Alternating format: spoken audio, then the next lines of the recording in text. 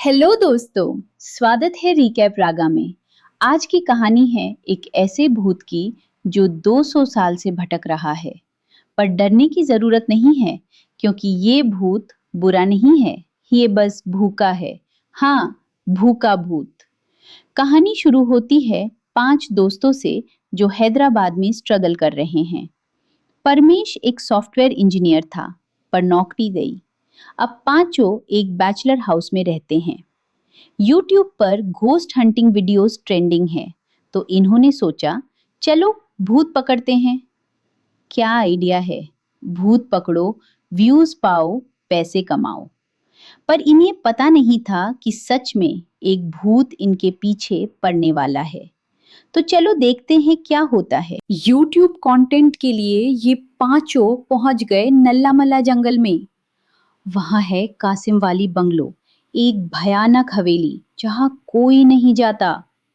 अंदर जाकर इन्हें मिली एक पुरानी किताब, तंत्र शास्त्र। किताब में लिखा था कैसे भूत बुलाना है। इन्होंने सोचा कंटेंट मिल गया।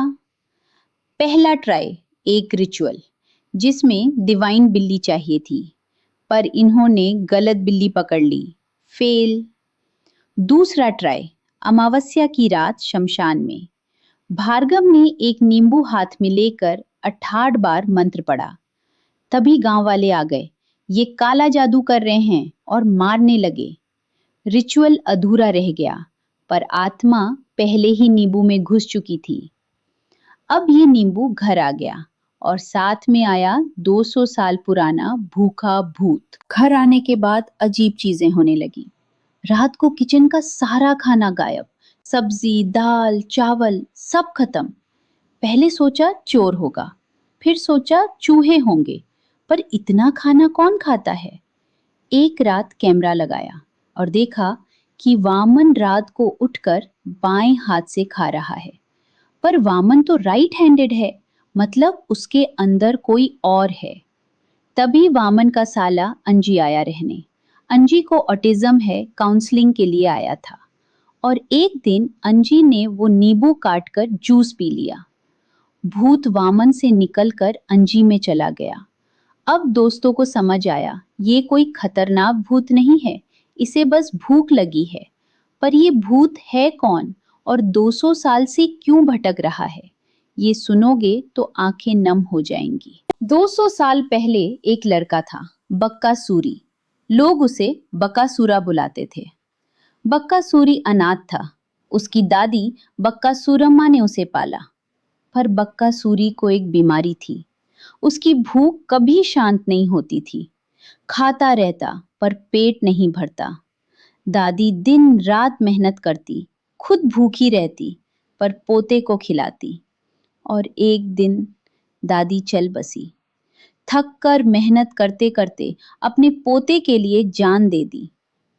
दादी के जाने के बाद गांव में कोई बक्कासूरी को खाना नहीं देता था।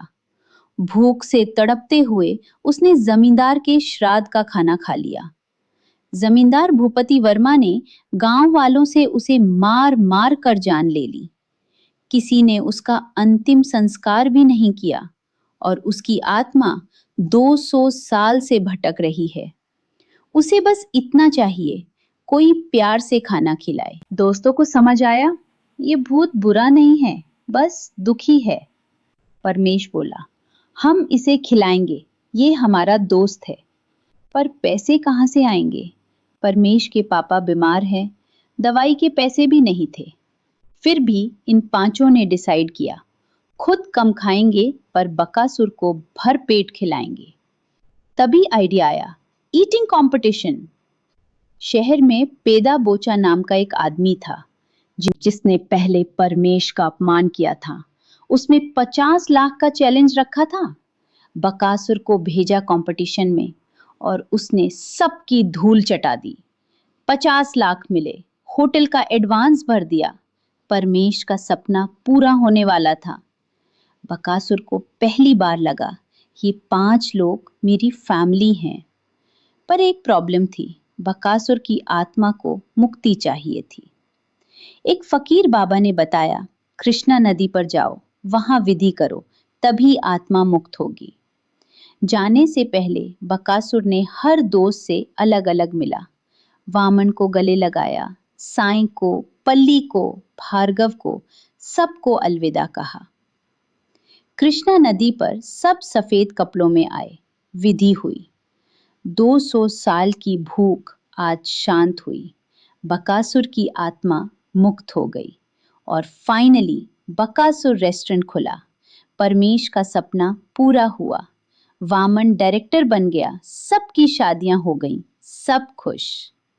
तो दोस्तों, कैसी लगी ये कहानी? कमेंट करो, लाइक करो, सब्सक्राइब करो और बेल आइकन दबाओ। मिलते हैं अगली कहानी में। बाय।